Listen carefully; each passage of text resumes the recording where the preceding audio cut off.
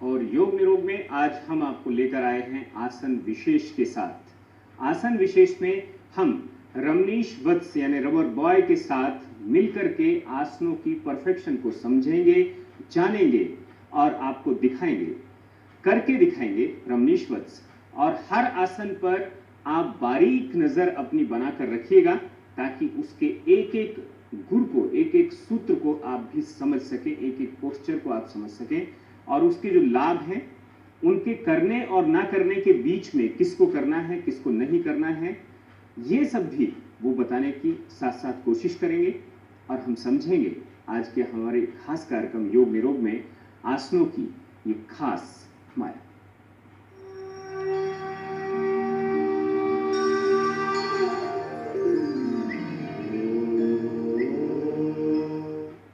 सबसे पहले हम जानु सिरासन की बात करेंगे।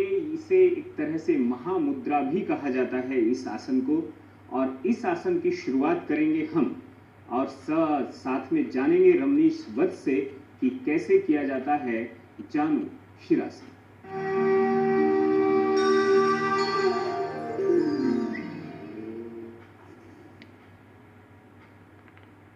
इस आसन में सबसे पहले घुटने के बल खड़े हो जाएंगे, फिर से बैठने का प्रयास करेंगे धीरे से। दंडासन की स्थिति में आने का प्रयास करेंगे। गर्दन सीधा। अब धीरे से दाएं पैर को मोड़ते हुए जांघ के पास लाने का प्रयास करेंगे। बाएं पैर को सीधा करने का प्रयास करेंगे। जानु सिरासन, जैसा कि आपने देखा जांघ घुटना, यहाँ पे जानु सिरासन और शीर्षासन, आपने सुना होगा शीर्षासन, इसका नाम है जानु सिरासन। जानु सिरासन में घुटने को हम, घुटना और माथों का संपर्क होता है, इसमें हम घुटने की तरफ ले जाने का प्रयास करते हैं सर को। अपने माथा को धीरे धीरे सांस भरते हुए ले जाने का प्रयास करेंगे। अंगूठी को पकड़ेंगे दोनों हाथों से।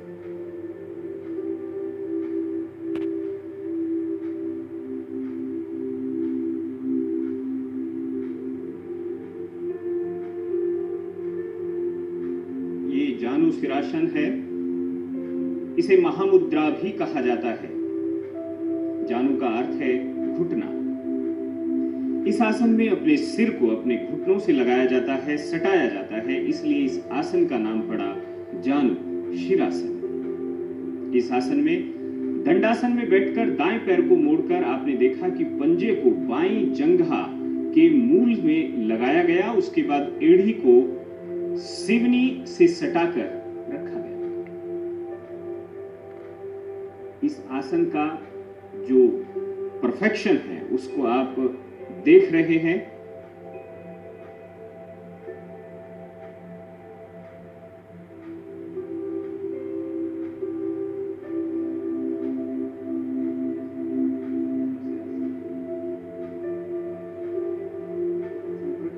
समीप होता है। इस आसन में 30 से 40 सेकंड तक रुकना चाहिए। ब्रेथ को सांस लेते हुए हम जब जाते हैं तो उसमें होल्ड करना बहुत ज्यादा जरूरी होता है, अत्यावश्यक होता है। इसमें कुछ सावधानियां उसको बरतने की जरूरत है। सावधानियों में हम इस रूप में जान लें, यदि आपको कमर और पीठ में किसी तरह की तकलीफ हो तो यह आसन ना करें। अब आपने देखा कि जानु सिरासन, जानु सिरासन सच में अत्यंत उपयोगी आसन माना जाता है। खास करके महिलाओं के लिए काफी उपयोगी माना जाता है। यह आसन पीठ कमर को लचीला बनाता है, साथ साथ यह गर्भाशय यौनांग के लिए भी काफी अच्छा आसन माना जाता है। इस आसन को करने से कमर लचीला ही नहीं बनता बल्कि मजबूत भी बनता है, क्योंकि हमारा आपने देखा कि कमर पृष्ठ होता है, एक दिशा से दूसरे दिशा की ओर जब हम ले जाते हैं तो इसका ट्विस्टिंग होने से लचीलापन से संबंध नहीं बल्कि इससे मजबूती भी प्रदान करता है। आपने सावधानियों के बारे में सुना। कम से झुकते और माथे को घुटने से टिकाते वक्त रीढ़ की हड्डी को सीधा रखना है। हाथों को पैरों के पंजों को पकड़ने में किसी प्रकार का अतिरिक्त दबाव हो तो पैरों के अंगूठे को ही पकड़कर यह आसन किया जाता है। इसके लाभ के बारे में आपको रमनीश वत्स ने बताया ही है। हम चलते हैं अगले आसन की ओर। अगले आसन का नाम है पद्म बकासन। कैसे होता है जानेंगे रमनीश। फिर से पद्म बकासन। तो पहले आप बाएं पैर को मोड़ते हुए दाहिने जंघा पर लगाते हैं और दाहिने पैर को मोड़ते हुए बाएं जंघा पर पद्मासन की स्थिति में आते हैं। पद्म बकासन को करने के पहले हम जानने का प्रयास करेंगे पद्म बकासन का तरीका और इसके सावधानियां और फिर लाभ। पद्म बकासन, इसका संबंध पद्मासन और बकासन से होता है। बकासन जैसा कि बगले के समान की आकृति, इंसान की जब वो आसन करता है तो उसके शरीर की आकृति बगले की तरह हो जाती है, सामने की ओर। हमारा जो माथा वो सर वो बिल्कुल सामने की ओर हो जाता है और इसमें पद्मासन की स्थिति भी बनती है। अब हम इस आसन को धीरे धीरे करने का प्रयास करते हैं। इसमें कुछ सावधानियां हैं। शुरुआत में आप किसी कुशल प्रशिक्षक के माध्यम में करें तो ज्यादा बेहतर है, क्योंकि इसमें गिरने का भी डर होता है। महिलाएं, जो गर्भवती महिलाएं होती हैं, उनको यह आसन नहीं करना चाहिए, क्योंकि इसमें गिरने की संभावना होती है। आपको सबसे पहले बैलेंस बनाने की जरूरत होती है। आपका यदि शरीर में पूरा बैलेंस बन जाता है, हथेलियों में आपका पूरा बैलेंस होता है, तब ये आसन करना चाहिए, तब ये आप कर सकते हैं। इसके नियमित अभ्यास करने के बाद ही आप ये आसन कर सकते हैं। अब आप जानने का तरीका, कैसे हम जाते हैं, इसका तरीका हम आपको दिखाने का प्रयास करेंगे। सबसे पहले दोनों हाथों को आसन में रमनीश वत्स करके दिखा रहे हैं। इसका लाभ बताया गया। त्वचा में नई क्रांति अगर आपको लानी है, कांति लानी है, तो आप इस आसन को करेंगे। बकासन बहुत इसके लिए उपयोगी है। यह भी बताया गया कि गर्भवती महिलाएं इस आसन को नहीं करेंगी। आप गौर से अगर देखेंगे तो एक बुगले के समान जो है, जो साधक है वो अपने शरीर की आकृति बना लेता है। शरीर का संतुलन, वैशिष्ट उसका ये है। आसन कठिन है तो उसका सौंदर्य भी उतना ही अच्छा है। और इस आसन के बाद हम चलेंगे अष्टावक्र आसन की ओर।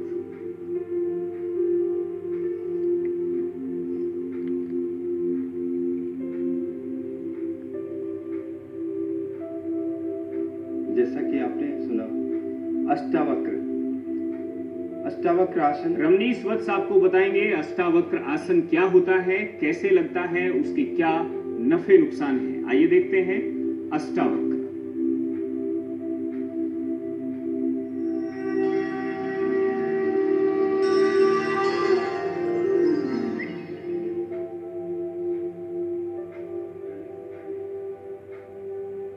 फिर से तरीका, सावधानियां और इसकी महत्ता को जानने का प्रयास करेंगे।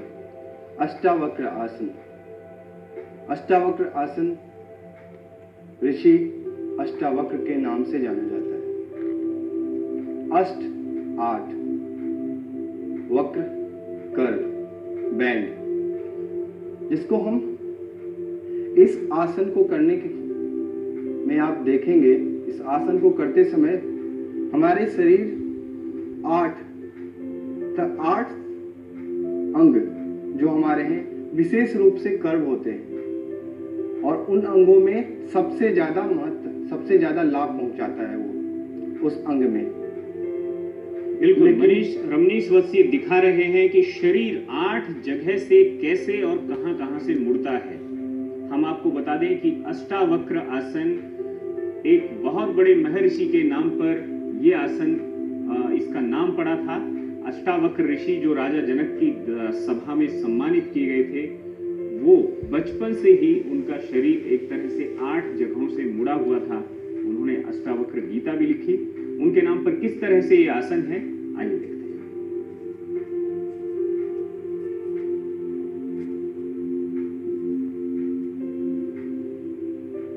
सबसे पहले इस आसन में खड़े हो जाते हैं। फिर धीरे से दोनों हाथों को बाएं दिशा की ओर ले जाते हुए अपने दोनों पैरों को एक साथ लाते हुए बैलेंस बनाने का प्रयास करते हैं। दोनों हाथों को जमीन पर ले जाते हुए अब दोनों पैरों को धीरे धीरे उठाने का प्रयास करते हैं।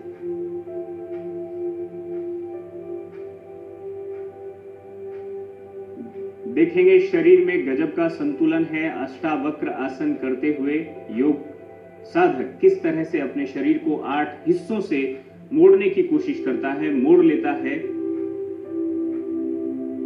कहते हैं शरीर का संतुलन मन के संतुलन तक जाकर रुकता है और इसीलिए योग में शरीर को एक अलग अलग तरह के पोस्चर में रखने की विधा विकसित की गई और उसी विधा में से एक आसन है अष्टावक्र।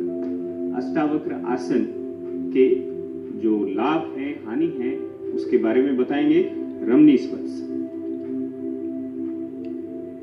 जैसा कि आपने देखा, ऐसा प्रतीत होता है इस आसन को करने के बाद पूरा का पूरा बैलेंस दोनों हथेलियों पर होता है। इस आसन को करने से हथेलियां हमारी कोहनी, बांह सुडौल और मजबूत भी होती है। इसके बाद आपने देखा कि हमारे जो शरीर है, पहले बताया गया कि 8 अंग जो विशेष रूप से हैं, वो विभिन्न अंग जो 8 अंग है वो कर्व होते हैं, उसमें ज़्यादा बैलेंस भी मिलता है। कर्व होने की वजह से वो बेंड होता है, उसमें ज़्यादा प्रभाव पड़ता है उन अंगों में। इसका सबसे ज़्यादा प्रभाव हमारा इस रूप में पड़ता है, याददाश्त क्षमता हो या आपने कंसंट्रेशन देखा होगा तो एक टक होते हुए हम इस आसन को करते हैं। हमारे बैलेंस के साथ साथ हमारी जो शारीरिक स्थिरता तो होती है, लेकिन मानसिक दृढ़ता भी जरूरी होती है और मानसिक दृढ़ता इस आसन को करने के बाद हमें मिलती है। अष्टवक्रासन में आपने देखा जो हमारा पेट और पीठ का खिंचाव होता है, पेट का खिंचाव होने की वजह से क्या होता है, हमारी जो पेट संबंधित बीमारी होती है वो दूर होती है, कॉन्स्टिपेशन दूर होता है, हमारे कब्ज की बीमारी हो वो हम दूर होती है। और पीठ में खिंचाव होने की वजह से पीठ लचीला बनता है और उससे मजबूती भी प्रदान करता है ये आसन। बिल्कुल, ये आसन था अष्टावक्र आसन और इसके बाद हम आपको ले चलते हैं पूर्ण उष्ट्रासन की ओर। पूर्ण उष्ट्रासन कैसे होता है, उसके क्या फायदे हैं, क्या सावधानियां हैं, किन को वो करना चाहिए और किन को बचना चाहिए, आइए देखते हैं उष्ट्रासन।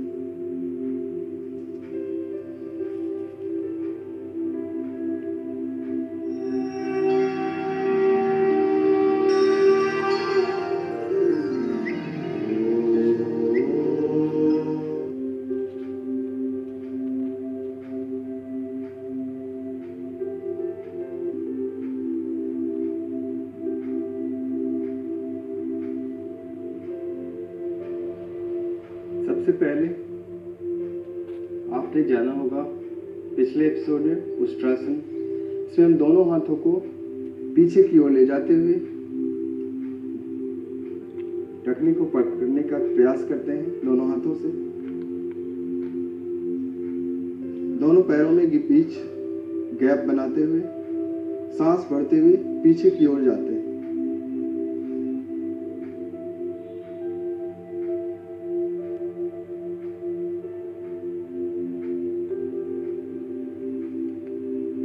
देखिए संतुलन को आप देख सकते हैं, समझ सकते हैं किस तरह से अपने ललाट को एक साधक जमीन से स्पर्श करता है, अपने हाथों से अपने घुटनों को अपनी ग्रिप में लेता है और पूरे शरीर को बैक बेंडिंग का बहुत अच्छा पोस्चर है।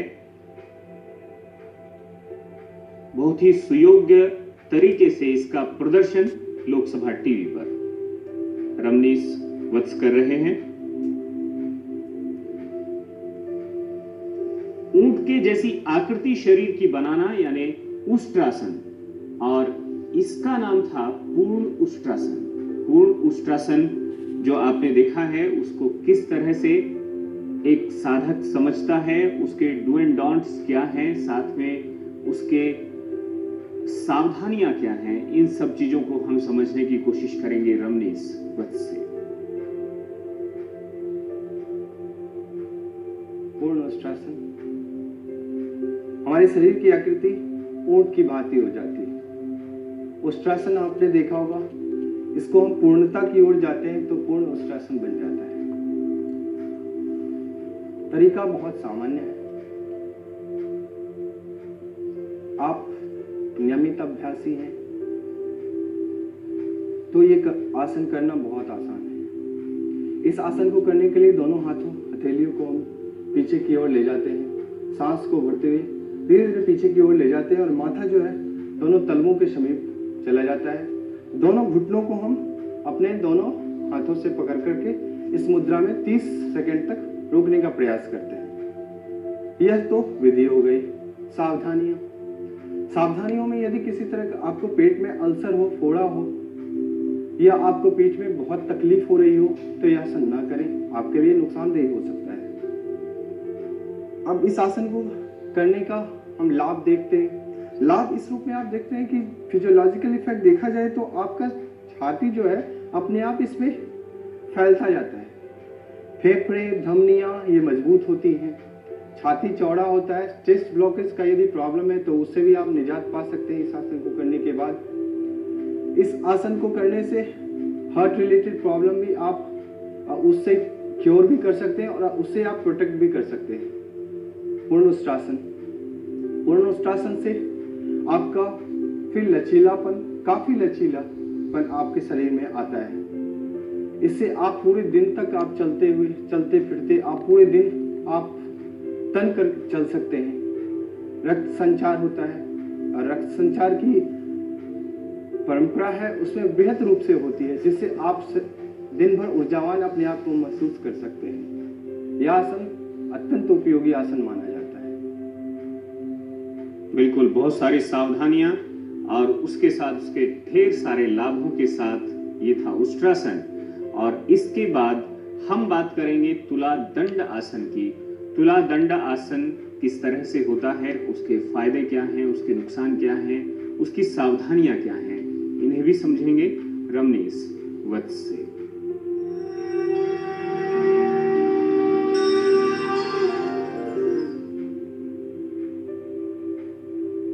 वज्रासन से आते हुए खड़े होने की स्थिति बनाएंगे। इसको हम दोनों तरीके से बताएंगे, एक फ्रंट साइड में, एक साइडवेज में।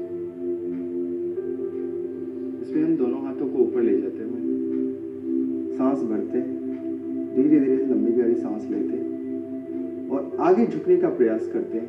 और जो हमारा दायां पैर है वो बिल्कुल सीधा, दोनों हाथ और पैर, दायां पैर एक समान।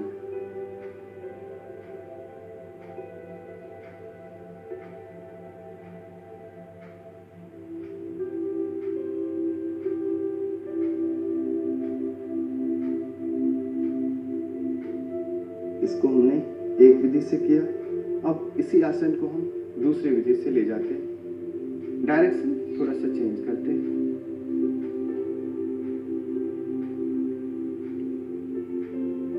फिर से सांस, लंबी गहरी सांस भरते हुए धीरे धीरे आगे झुककर दोनों हाथ और पैर एक शीट में।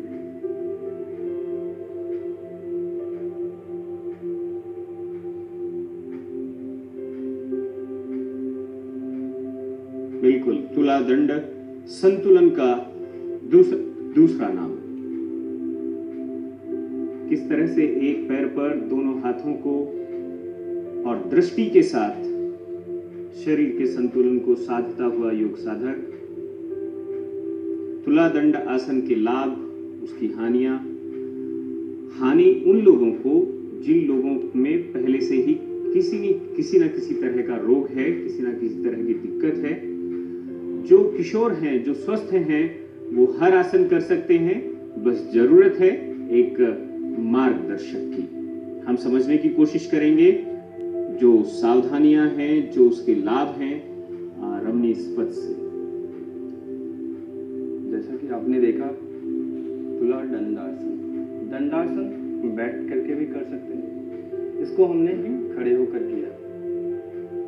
इस आसन से का संबंध आपने वृक्षासन को देखा होगा। जिस तरह के लाभ वृक्षासन में आते हैं उसी तरह का लाभ हम तुलादंडासन में भी पा सकते हैं। आपने देखा इसमें शरीर का पूरा संतुलन बनता है। फिर से बात आती है शारीरिक स्थिरता।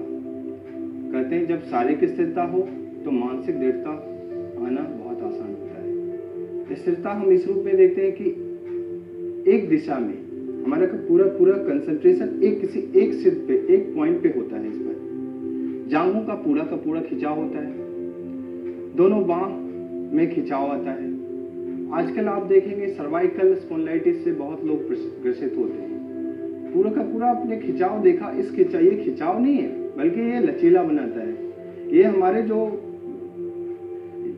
यहाँ पे जो बांह है, बांह के साथ साथ जो कंधा है, ऊपरी कंधा है, ऊपरी भाग जो हमारे पीठ का होता है उसमें पूरा का पूरा खिंचाव आता है। उस खिंचाव के आने से लचीलापन बनता है। लचीलापन बनने से क्या होता है, जो हमारे सर्वाइकल स्पॉन्डिलाइटिस जिस तरह की प्रॉब्लम है आज जो बहुत ज्यादा लोग ग्रसित हैं उससे भी हम निजात पा सकते हैं इस आसन को करने से। और हमारा बैलेंस तो बनता ही है इस आसन को करने से। यह आसन वाकई में काफी लाभकारी आसन माना जाता है। इसमें आप अपने आप को एकाग्रचित्त कर सकते हैं और एकाग्रता का परिचायक आप इस आसन को मान सकते हैं। बिल्कुल, आसन जो है उसकी खासियत होती है कि आसन वो स्ट्रेचिंग उसकी एक खासियत होती है, खिंचाव जिसको कहते हैं, नॉट स्ट्रेस या स्ट्रेसिंग। तनाव उसमें नहीं होता है, खिंचाव का आनंद लिया जाता है और यही आनंद शरीर के अंदर लोच पैदा करता है, लय पैदा करता है, गति पैदा करता है और यही गति एक योग साधक को उसकी परम गति तक पहुंच जाती है। आज योग निरोग में आपने देखा रमनीश वत्स के साथ कई आसनों को उनके परफेक्शन के साथ, पूर्णता के साथ। अगली बार हम फिर मिलेंगे आपके साथ।